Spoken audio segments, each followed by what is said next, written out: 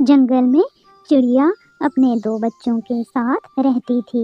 एक दिन चिड़िया अपने बच्चों के साथ बातें कर ही रही होती है कि एकदम से चिड़िया घोंसले में गिर जाती है। दोनों बच्चे ये सब देखकर बहुत परेशान हो जाते हैं। माँ, क्या हुआ तुम्हें? लगता है माँ को नींद आई है, इसलिए माँ सो गई है। मासूम बच्चों को क्या पता था कि उनकी माँ मर चुकी है। दोनों बच्चे यही समझ रहे थे कि उनकी माँ सो रही है।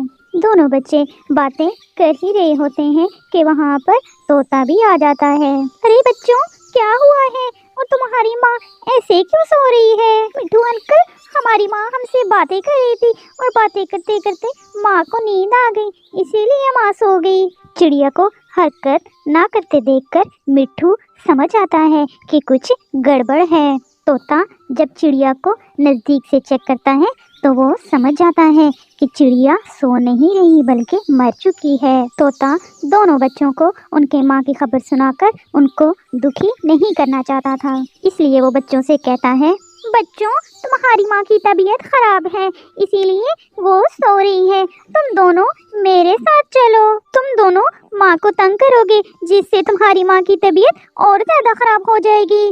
जब तुम्हारी माँ ठीक होगी तो वो तुम दोनों को ले आएगी। लेकिन मिट्टू अंकल, हमारी माँ यहाँ पर अकेली हो जाएगी। बच्चों, तुम्हारी माँ को आराम की जरूरत है, इसीलिए तुम दोनों मेरे साथ चलो। फिर तोता दोनों बच्चों को लेकर गौरी कवि के पास चला जाता है। तोता दोनों बच्चों को पीछे खड़ा करके गौरी से बात करता है। गौरी बहन, तुम कुछ दिनों के लिए इन दोनों बच्चों को अपने पास रख लो।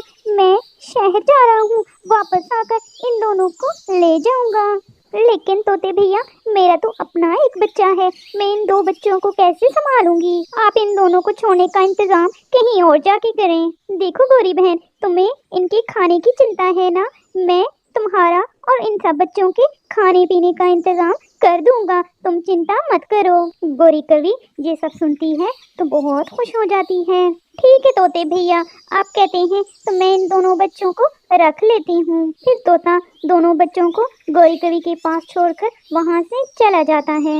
गौरी कवि बच्चों को अपने घर ले आती है। फिर गौरी कवि सब बच्चों के लिए दाना लेने के लिए चली जाती है। गौरी कवि दाना लेकर आती है और सब बच्चों को खाना देती है। समय गुजरता गया और गौरी कवि को चिड़िया के बच्चों से प्यार हो जाता है। फिर एक दिन गौरी कवि सब बच्चों को घुमाने के लिए बाहर ले जाती है। सब बच्चे खेल रहे होते हैं कि वहाँ पर तोता भी आ जाता है। तोता बच्चों को लेने के लिए आता है, लेकिन गौरी कवि कहती है, तोते भैया, मुझे इन बच्चों से प्यार हो गया है, आप इन बच्चों को मेरे पास रहने दें, मैं इनको बहुत प्यार से रखूंगी। फिर सब मिलकर हंसी खुशी जिंदगी गुजारते हैं।